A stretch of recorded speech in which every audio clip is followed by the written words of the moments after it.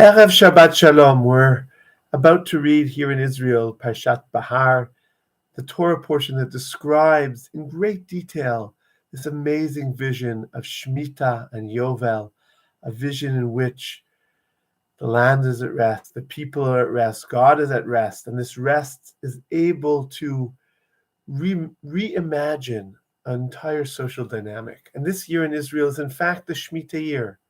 And very often, these great ideals of how life can be lived out, engage with the nitty-gritty, technical, how can I prune my tree, and what happens if I need to dig up my garden to fix a pipe, and can I replant it afterwards, and how do I deal with all those little, small, but significant aspects of it. I want to take a step back.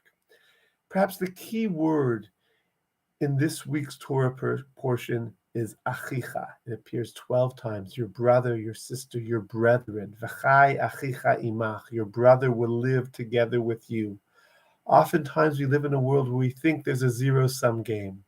And the Torah comes and says, I want to challenge us to imagine a world in which there's enough, in which there's plenty, in which we're able to feel content with what we have.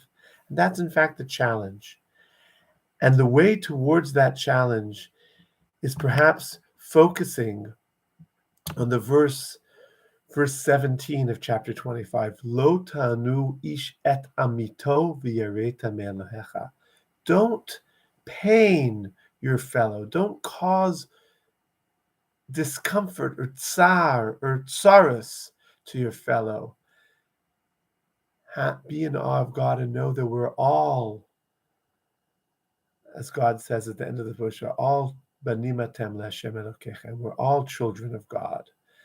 We're all in God's. In fact, the last verses of the parsha are Kili b'nei Yisrael, for the children of Israel mine, avadaihem, asher etzeti elem etzayim, ani Hashem Elokechem. I am the Lord your God who brought you free out of the land of Egypt to be my children, to be God's children, to be brothers to one another. But the Rabbi from Bokotsk explains explains the verse Lo tanu ish et amito. Amito in the Torah spelt with an ayin. With an ayin it means your friend or your fellow.